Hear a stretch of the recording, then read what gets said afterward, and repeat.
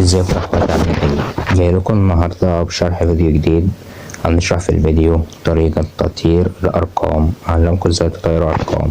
قبل ما نبدأ الفيديو حابب انكم لو أول مرة تشوفونا ما تنسوش تشتركوا في القناة وتفعلوا زر الجرس وتعملوا لايك للفيديو وتكتبوا كومنت يشجعني ان انا اكمل. تمام، فيلا بينا نخش على الشرح على طول عشان ما نطولش. قبل ما بس ما نعمل أي حاجة، هيكون الحاجة اللي هستخدمها باسورد مكون من 4 أرقام. هقول رقمين في رقمين في قلب الفيديو، وخد معاك أول رقمين هيبقى 20. تمام، اسمع الفيديو للآخر عشان تعرف باقي الباسورد.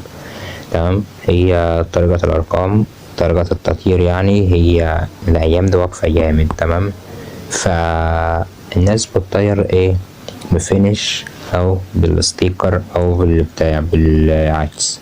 طريقة العجز محدش عاد يعتبر شغال بيها، وطريقة الستيكر في استيكرات كتير اتحرقت وقليل الاستيكر لما تلاقي شغال، والفينش التلات الوقت واقف معادش يعتبر شغال لقليل وقت. فجالكوا النهاردة بطريقة مش هتقف نهائي، لو عدى ايه مش هتقف. تمام، طريقة ايه؟ هي الصورة الملغمة هنطير بيها. تمام، فتعالوا يلا نخش عشان على طول. هكون في الأول سايب لكم الملف ده في ايه؟ الملف اللي هنستخدمه في قناة التليجرام. تمام، فهو دوت الملف اللي في الصورة. الملف مضغوط بباسورد مكون من 4 أرقام. أنا قلت أول رقمين ولسه رقمين. هتيجي في ناس بتتك هنا، بتتك على الملف نفسه وبعدها بتضغط على زر شيفت ولا تضغط على أي مكان بقى. بس أقول لك الطريقة غلط. أنت هتيجي تمام، هتضغط على ال3 شرط دول وبعدها تعمل حفظ في التنزيلات كده. ايه الملف اتحفظ معاك. هتيجي تخرج تروح لبرنامج زر شيفر. تمام، هتدخل يعني عليه هتلاقي اللي بتاع الثانية هوريك محفوظة فين بس عشان متتلخبطش. هتضغط على داونلود وتليجرام هتلاقي الملف معاك اهي. تمام، سألت على انا هفتحها من هناك. تمام، هتيجي هنا اهي هتضغط على ضغطة واحدة، تيجي تستخرجه هنا أو تكتب الباسورد اللي هو أوله ايه 20 وتكتب الباقي اللي هقوله برضه في قلب الفيديو. تمام، فبعد يعني ما تستخرجها هتلاقي الصورة استخرجت معاك. هتعمل ايه بقى؟ هتيجي مثلا هتدخل على الواتساب مثلا، انت عاوز تطير اي رقم مهما يكون هو الرقم يعني.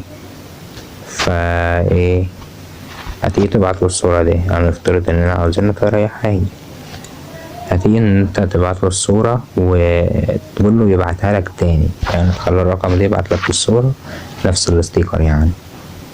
تمام، فانت ازاي تقنعه بقى ان هو يبعتلك الصورة دي؟ مثلا انت هتدخل واحد انت مش هتعرفه، فاكيد يعني مش هتطير واحد انت عارفه. تمام، هتقول له هبعتلك شوية صور عشان ايه هفرمت التليفون وتبعتهم لي تاني. تمام، فانت بقى ايه لو هتدخل رقم غريب انت عاوز تطيره تدخله من رقم مثلا هو ماهوش عارفه وسجل الرقم ده باسم بنت وكده، وقول له هبعتلك ممكن ابعتلك شوية صور عشان اعمل فورمات التليفون وممكن تبعتهم لي تاني. تمام، وبعتله شوية صور عادية وقوم بعتله صورة ضيف معاهم يعني.